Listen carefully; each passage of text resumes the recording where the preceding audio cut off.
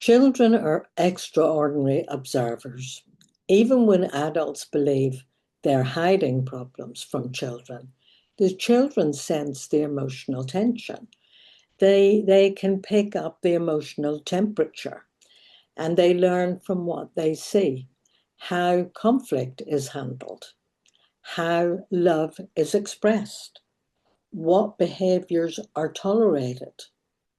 And the most powerful influence on children's future relationships is not advice, it's what they witness every day.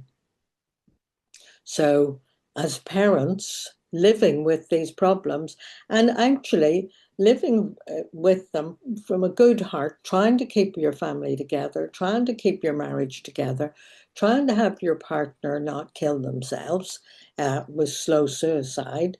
You're role modeling for your children how to tolerate intolerable situations. It's not good for them.